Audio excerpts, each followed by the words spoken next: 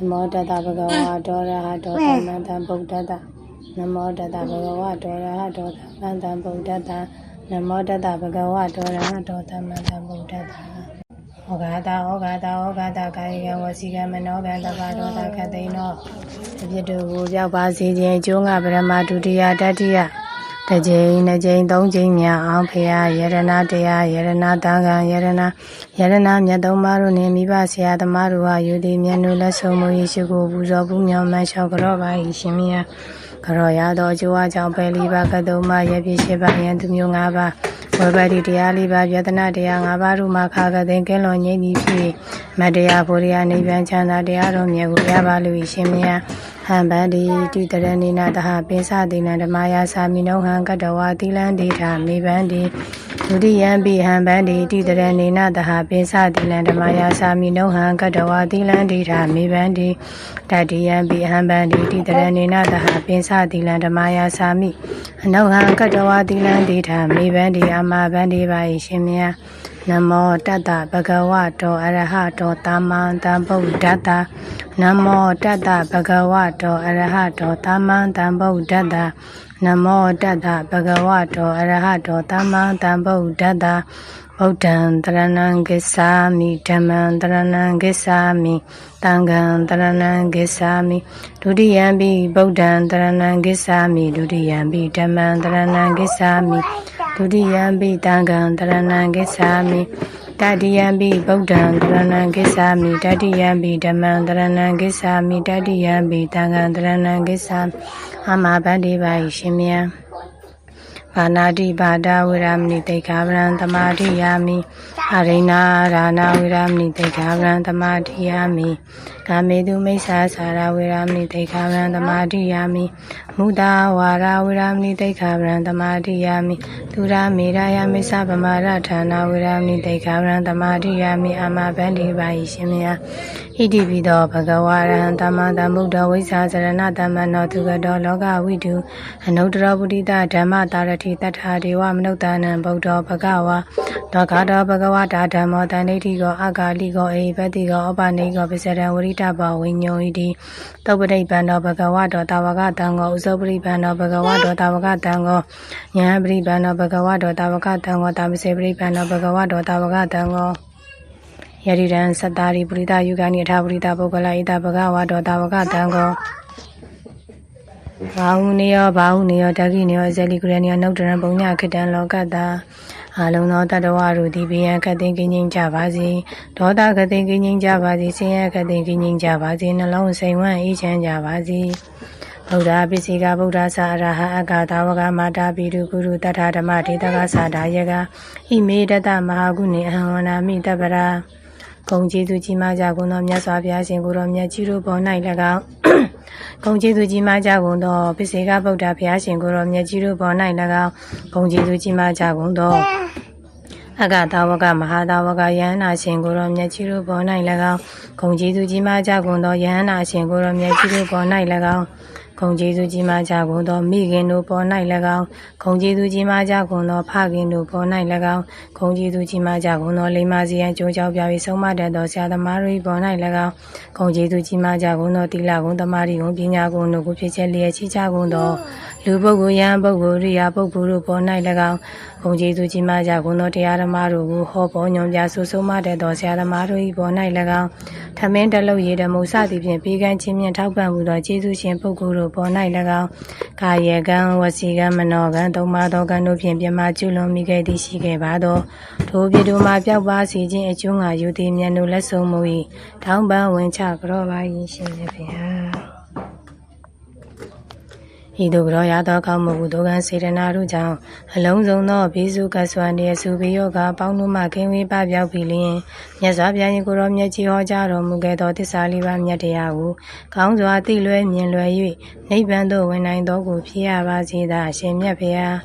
Logi Mingala Pia Rudile Sichan and Tantara Lucia Alon Pisongi Nalong Saywan Ichaya Vazida Shemia Pia Yadanuba Wado Yakani Wada Dindi Pitana ယံကြီးစီဝါနိယုံဇနောရတေဒီဝမတ္တန္တိတောဒုက္ခတုရိတောရစာပပံကိစေနာပတ္တိဧဝမာရိဝနုပေရံပရိဒန္တံပနာမဟိကရဏီယမထကုတလိနာယန္တတနံပရံပိတမေသာတောကောဥစုဇာတုဝစုဇာတုဝဇောသတ္တမုရုအနာတိမာနိသာတုတကောသာတုပရောသာဘဂိသောသာတလဟုကဟုတ်တိတန်တွင်ညောသာနိပကောသာဘဂဘဟုလေသောနာနုဂိတောနာသဂုဒ္ဓမာစုရေကိစီယေနဝိညုပရေဥပရေယံဒုခိနောအခေမိနောဟောနုတပ္ပတတ္တဘုံတို့ဒုခိတတ္တယေကိစီပါဏဗုဒ္ဓတိတတဝါထာဝရဝနဝတိတာဒီကဝါជីဝမန္တာမစ္စည်းမာရတကနုကထုလာဒိဋ္ဌာဝါជីဝအဋ္ဌာယေဝဒုရေဝတန္တိအဝိဒုရေဘုဒ္ဓဝါတံမွေတိဝါတပ္ပတတ္တဘုံတို့ဒုခိတတ္တနာပရောပရဏိကောဝေထာနာတိမညေထာကရစီနာကိဉ္စီယာရောတနာပရိကတင်ညာနိညာမညတာဒုက္ခမိစေယမာတာယတနိယဗုဒ္ဓမာယုတာဧကဗုဒ္ဓမနုရခေဧဝံပိတပဝရိတုမာနတံဘာဝယပရိမာဏံမေတ္တင်သာတပလောကတမိမာနတံဘာဝယပရိမာဏံဟုတ်တံအတော်သာတိရိယင်သာတံဘာရံအဝေရမတပ္ပတံ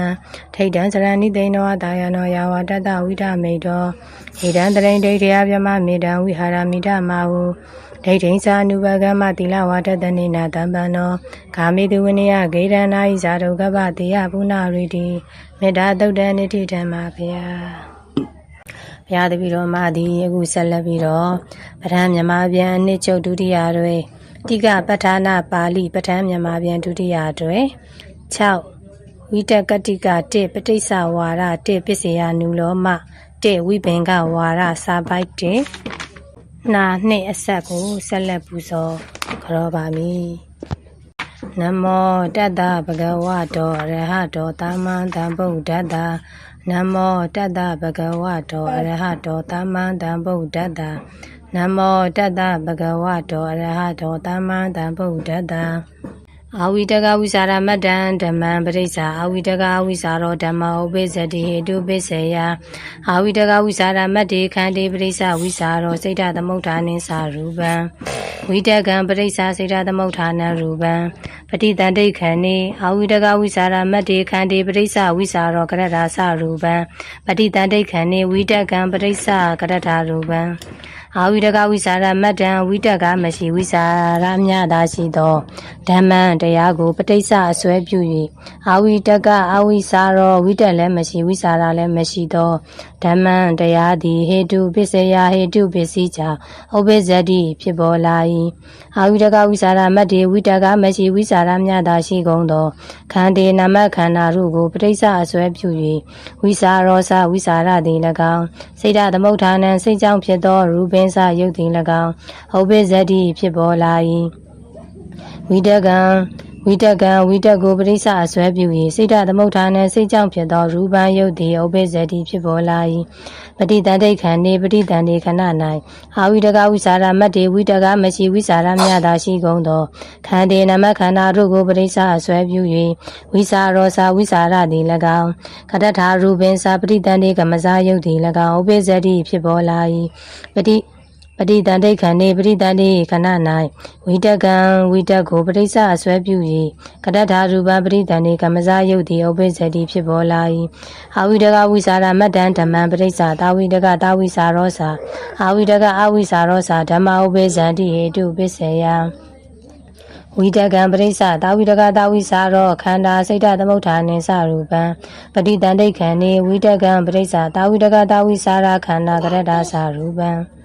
အာဝိတကဝိစာရမတ္တံဝိတကမရှိဝိစာရမြတာရှိသောဓမ္မံတရားကိုပဋိစ္စအစွဲပြု၍တာဝိတကတာဝိစာရောစာဝိတက်နှင့်လည်းတကွာဝိစာရနှင့်လည်းတကွာဖြစ်သည်လည်းဖြစ်သောအာဝိတကဝိစာရောစာဝိတက်လည်းမရှိဝိစာရလည်းမရှိသည်လည်းဖြစ်သောဓမ္မံတရားတို့သည်ဟေတုပစ္စယဟေတုပစ္စည်းကြောင့်ဥပ္ပဇ္ဇန္တိဖြစ်ပေါ်လာကုန်၏ဝိတကံဝိတက်ကိုပဋိစ္စအစွဲပြု၍သာဝိတကတာဝိစာရဝိတက်နှင့်လည်းတကွာဝိစာရနှင့်လည်းတကွာဖြစ်ကုန်သောခန္ဓာစာနမခန္ဓာတို့သည်၎င်းစိတ္တသမုဋ္ဌာနစိတ်ကြောင့်ဖြစ်သောရူပင်းစာယုတ်သည်၎င်းဥပ္ပဇ္ဇတိဖြစ်ပေါ်လာ၏ပฏิတန္တိခန္တေပฏิတန္တိခဏ၌ဝိတကံဝိတက်ကိုပရိစ္ဆအစွဲပြု၍တာဝိတကတာဝိစာရဝိတက်နှင့်လည်းတကွာဝိစာရနှင့်လည်းတကွာဖြစ်ကုန်သောခန္ဓာစာနမခန္ဓာတို့သည်၎င်းကတ္ထာရူပင်းစာပฏิတန္တိကမဇာယုတ်သည်၎င်းဥပ္ပဇ္ဇတိဖြစ်ပေါ်လာ၏နာ အာဝိတကဝိစာရမတ္တံဓမ္မပရိစ္ဆာအာဝိတကဝိစာရမတ္တောသာအာဝိတကအဝိစာရောသဓမ္မဥပိဇန္တိဟေတုပစ္စေယအာဝိတကဝိစာရမတ္တံဧကံခန္ဓာပရိစ္ဆာတယောခန္ဓာဝိစာရောသစိတ်တသမုဋ္ဌာနိသရူပံပပေယလာဒွေခန္တိပရိစ္ဆာဒွေခန္ဓာဝိစာရောသစိတ်တသမုဋ္ဌာနိသရူပံပဋိတန္တိခန္တိအာဝိတကဝိစာရမတ္တံဧကံခန္ဓာပရိစ္ဆာတယောခန္ဓာဝိစာရောသကရတ္တာသရူပံပပေယလာဒွေခန္တိပရိစ္ဆာဒွေခန္ဓာဝိစာရောသကရတ္တာသရူပံ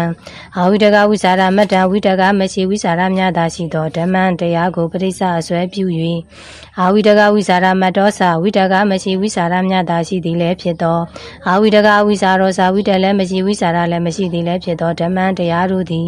ဟေတုပစ္စေယဟေတုပစ္စည်းကြောင့်ဥပိ္ပဇန္တိဖြစ်ပေါ်လာကုန်၏အာဝိတကဝိစာရမတ္တံဝိတကမရှိဝိစာရမြတ်သာရှိသော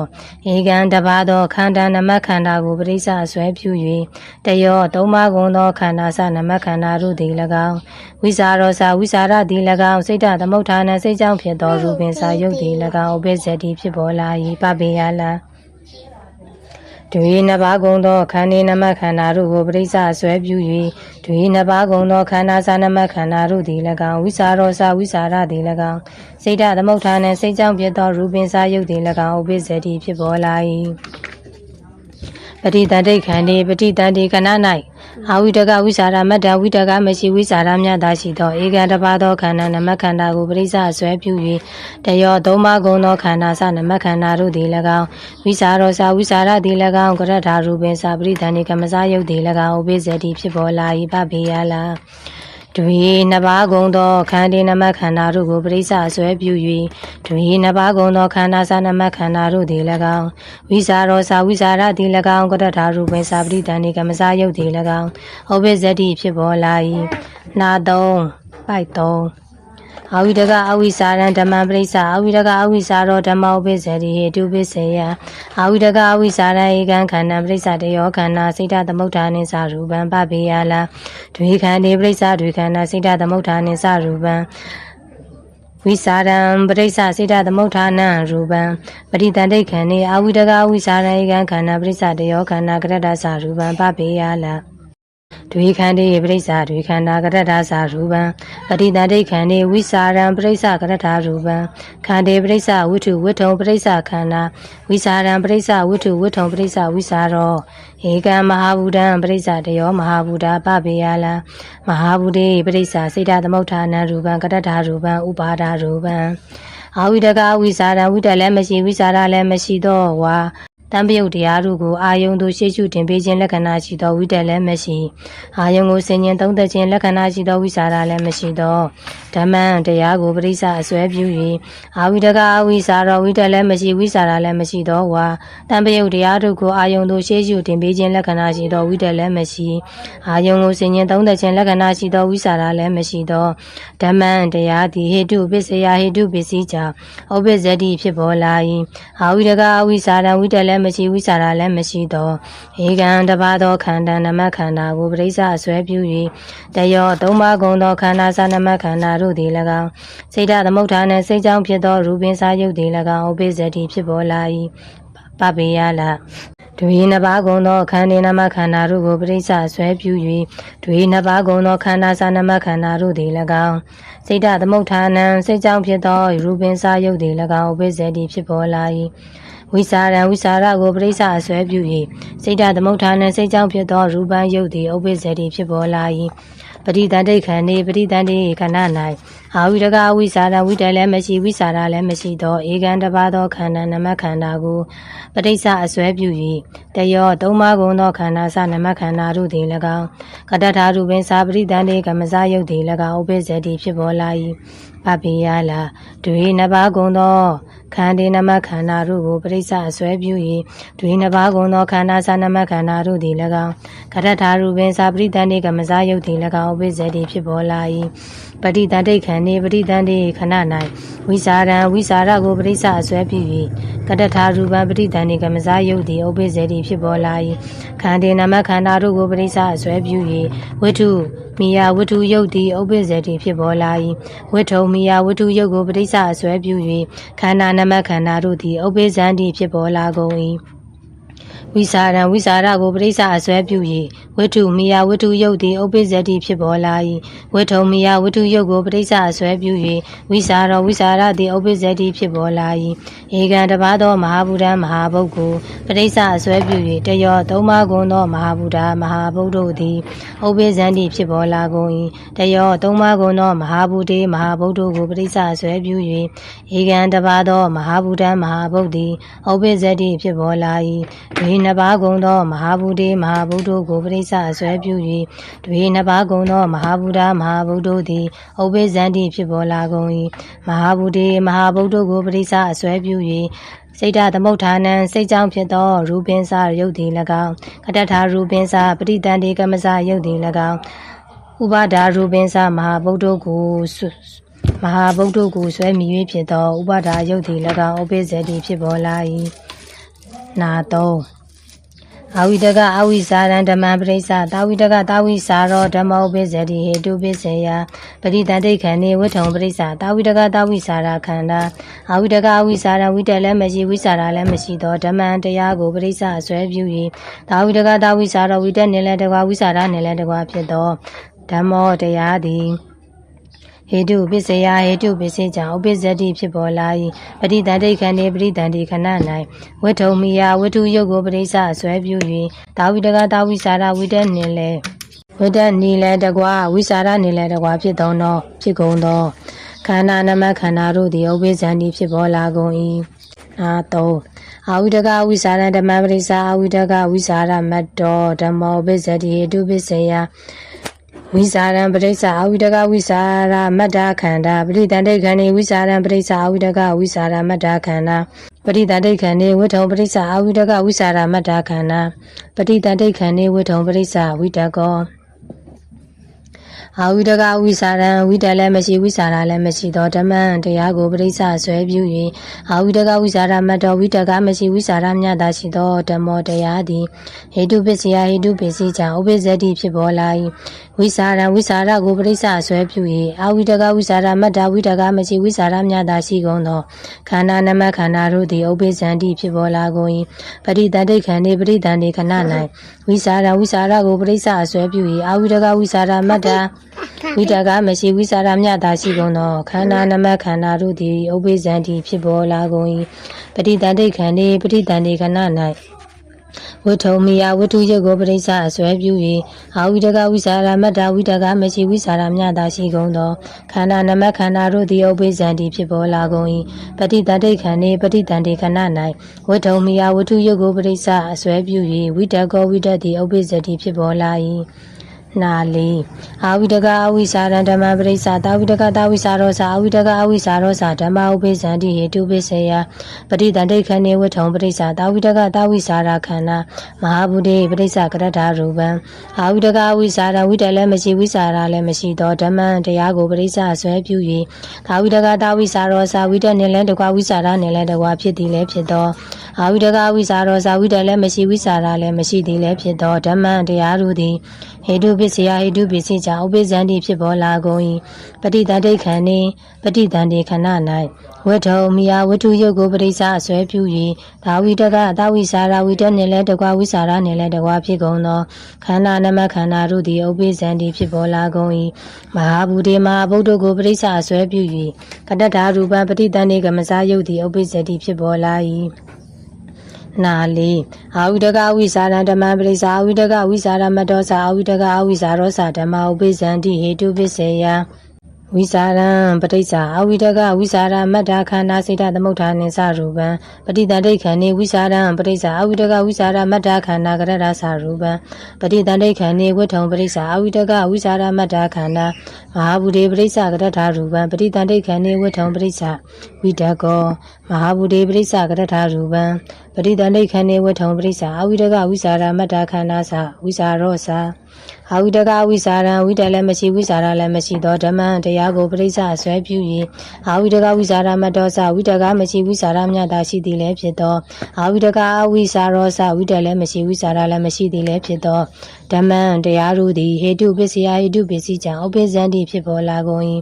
ဝိစာရဝိစာရကိုပရိစ္ဆအစွဲပြု၍အာဝိတကဝိစာရမတ္တဝိတကမရှိဝိစာရမြတ်သာရှိကုန်သောခန္ဓာစနမခန္ဓာတို့သည်၎င်းစိတ်ဓာသမုဋ္ဌာနံစိတ်ကြောင့်ဖြစ်သောရူပင်စာယုတ်သည်၎င်းဥပ္ပဇ္ဇတိဖြစ်ပေါ်လာ၏ပဋိသန္ဓေခန္ဓေပဋိသန္ဓေခဏ၌ဝိစာရဝိစာရကိုပရိစ္ဆအစွဲပြု၍အာဝိတကဝိစာရမတ္တဝိတကမရှိဝိစာရမြတ်သာရှိကုန်သောခန္ဓာစနမခန္ဓာတို့သည်၎င်းခတ္တရူပင်စာပဋိသန္ဓေကမစယုတ်သည်၎င်းဥပ္ပဇ္ဇတိဖြစ်ပေါ်လာ၏ပဋိသန္ဓေခန္ဓေပဋိသန္ဓေခဏ၌ဝတ္ထုံမိယဝတ္ထုယုတ်ကိုပရိစ္ဆအစွဲပြု၍အာဝိတကဝိစာရမတ္တဝိတကမရှိဝိစာရမြတ်သာရှိကုန်သောခန္ဓာနမခန္ဓာတို့သည်ဥပ္ပဇ္ဇတိဖြစ်ပေါ်လာကုန်၏မဟာဗုဒ္ဓေမဟာဗုဒ္ဓကိုပရိစ္ဆအစွဲပြု၍ကတ္တရူပပဋိသန္ဓေကမစယုတ်သည်ဥပ္ပဇ္ဇတိဖြစ်ပေါ်လာ၏ပဋိသန္ဓေခန္ဓေပဋိသန္ဓေခဏ၌ဝတ္ထုံမိယဝတ္ထုယုတ်ကိုပရိစ္ဆအစွဲပြု၍ဝိတကောဝိတတိဥပ္ပဇ္ဇတိဖြစ်ပေါ်လာ၏မဟာဗုဒ္ဓေမဟာဗုဒ္ဓကိုပရိစ္ဆအစွဲပြု၍ကတ္တရူပပဋိသန္ဓေကမစယုတ်သည်ဥပ္ပဇ္ဇတိဖြစ်ပေါ်လာ၏ပဋိသန္ဓေခန္ဓေပဋိသန္ဓေခဏ၌ဝတ္ထုံမိယဝတ္ထုယုတ်ကိုပရိစ္ဆအစွဲပြု၍အာဝိတကဝိစာရမတ္တဝိတကမရှိဝိစာရမြတ်သာရှိကုန်သောခန္ဓာစာနာမခန္ဓာတို့သည်၎င်းဝိစာရောစဝိစာရသည်၎င်းဥပ္ပဇ္ဇတိဖြစ်ပေါ်လာ၏လာလေအာဝိတကဝိစာရဓမ္မပရိစ္ဆာတာဝိတကတာဝိစာရောစာအာဝိတကဝိစာရမတ္တောစာဓမ္မဥပ္ပဇ္ဇန္တိဟေတုပစ္စေယပဋိသန္ဓေခန္ဓေဝတ္ထုံပရိစ္ဆာတာဝိတကတာဝိစာရခန္ဓာစာဝိတကောစာအာဝိတကဝိစာရဝိတလည်းမရှိဝိစာရလည်းမရှိသောဓမ္မတရားကိုပရိစ္ဆာဆွဲပြု၍တာဝိတကတာဝိစာရောစာဝိတနေလည်းတကွာဝိစာရနေလည်းတကွာဖြစ်သည်လည်းဖြစ်သောအာဝိတကဝိစာရမတ္တောစာဝိတကမရှိဝိစာရမြတ်သာရှိသည်လည်းဖြစ်သောဓမ္မတရားတို့သည်ဟေတုပစ္စယဟေတုပစ္စည်းကြောင့်ဥပ္ပဇ္ဇန္တိဖြစ်ပေါ်လာကုန်၏ပဋိသန္ဓေခန္ဓေပဋိသန္ဓေခဏ၌ဝတ္ထုံမိယဝတ္ထုယုတ်ကိုပရိစ္ဆအစွဲပြု၍တာဝိတကတာဝိစာရဝိတနေလည်းတကွာဝိစာရနေလည်းတကွာဖြစ်ကုန်သောခန္ဓာစာနမခန္ဓာတို့သည်၎င်းဝိတကောစာဝိတသည်၎င်းဥပ္ပဇ္ဇတိဖြစ်ပေါ်လာ၏နာလီအာဝိတကအဝိစာရဓမ္မပရိစ္ဆာတာဝိတကတာဝိစာရောစာအာဝိတကဝိစာရမတ္တောစာအာဝိတကအဝိစာရောစာဓမ္မဥပ္ပဇ္ဇန္တိဟေတုပစ္စေယပဋိသန္ဓေခန္ဓေဝတ္ထုံပရိစ္ဆာတာဝိတကတာဝိစာရခန္ဓာစဝိတကောစာမဟာဗုဒ္ဓေပရိစ္ဆကတ္တရူပံအာဝိတကဝိစာရဝိတလည်းမရှိဝိစာရလည်းမရှိသောဓမ္မတရားကိုပရိစ္ဆဆွဲပြု၏တာဝိတကတာဝိစာရောစာဝိတနေလည်းတကွာဝိစာရနေလည်းတကွာဖြစ်သည်လည်းဖြစ်သောအာဝိတကဝိစာရမတ္တောစာဝိတကမရှိဝိစာရမြတ်သာရှိသည်လည်းဖြစ်သောအာဝိတကအဝိစာရောစာဝိတလည်းမရှိဝိစာရလည်းမရှိသည်လည်းဖြစ်သောဓမ္မတရားတို့သည်ဟေတုပစ္စယဟေတုပစ္စည်းကြောင့်ဥပ္ပဇ္ဇန္တိဖြစ်ပေါ်လာကုန်၏ပဋိသန္ဓေခန္ဓေပဋိသန္ဓေခဏ၌ဝတ္ထုံမိယဝတ္ထုယုတ်ကိုပဋိစ္ဆအစွဲပြု၍တာဝိတကတာဝိစာရဝိတနေလည်းတကွာဝိစာရနေလည်းတကွာဖြစ်ကုန်သောခန္ဓာဇာနမခန္ဓာတို့သည်၎င်းဝိတကောစာဝိတသည်၎င်းဥပ္ပဇ္ဇတိဖြစ်ပေါ်လာ၏မဟာဗုဒ္ဓေမဟာဗုဒ္ဓကိုပရိစ္ဆအစွဲပြု၍ကတ္တရူပံပရိသန္ဓေကမစယုတ်သည်ဥပ္ပဇ္ဇတိဖြစ်ပေါ်လာ၏သာဓုသာဓုသာဓုယနေ့ပြုပြုသည်များသောဒါနကုသိုလ်သီလကုသိုလ်ဘာဝနာကုသိုလ်ဘာများအားထုတ်ရုပ်ဖတ်တဲ့စေရသောဘာဝနာကုသိုလ်ပုပ္ပါကအလုံးတို့အားညာတန်းပေးဝေမှာဖြစ်သည်ဖြစ်ပါတယ်ဒီတို့ပြမြတ်ဘုံညာကိုကြည်တာမြင်ကောင်းမြင်မို့တောင်မကကျူတာရှင်သူအရှင်မွေးမိခင်နဲ့ဖခင်တို့အားရညာပါစေအမြဝေဤမသွေနိစ္စဤကာယကိုဆောင်တာပေးတဲ့ကိုဆောင်နဲ့လည်းမလက်စီရပေးဝေငါဤမိဒ္ဒဆွေညာဆေယသမဘုဘကဆာယမရာဇာဒေဝယက္ခအိန္ဒဘုံမအာဂါတနဲ့အထုမတ်ရဲ့မြတ်ဘုံညာကုသလဟူရကြပါစေအမြဝေဤတပေတတတတဝဟုနာနာလောကအနန္တတွင်မပြတ်စင်လာတတဝတာဘုံကူဝါနှင့်ဝိညာဏတိတိတိရှိခုနှစ်ပါးများစွာလုံးစုံဘုံ30ဖြစ်ဖြစ်သမျှဝိနည်းအမြကုသိုလ်ပေးဝေလို၏ထိုဥဒလာဤဘုံညာကိုအမြရကြသည်ဖြစ်စေသောဟောတုံတရေဤမြေပန်သူသီလာထုလက်တတ်သေးရမှုဒီစေသောရင်ချမ်းဝန်းတဲ့မာမိတင်းနေထိုင်ကြကုန်သောမြဲမမြဲပုဂ္ဂိုလ်များနှင့်တကားမကျွတ်မလို့သေးသောပုဂ္ဂိုလ်တ attva များအားလုံးအားလည်းအမြအတန်ပေးဝေအပ်ပါတယ်အမြရကြပြီကိုစိတ်နှပြချမ်းသာချမ်းသာကြသည်ဖြစ်ကြပါစေကုန်သောအားလုံးကြားကြသမျှအမြအမြအမြယူတော်မူကြပါကုန်လောသာဓုသာဓုသာဓုအားလုံးကြားကြသမျှအမြအမြအမြယူတော်မူကြပါကုန်လောသာဓုသာဓုသာဓု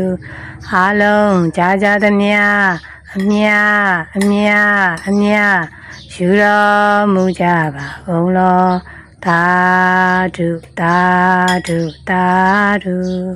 သတ္တဝါတွေအလုံးအမြရကြပြီကိုယ်စိတ်နှပြချမ်းသာချမ်းသာကြပါစေ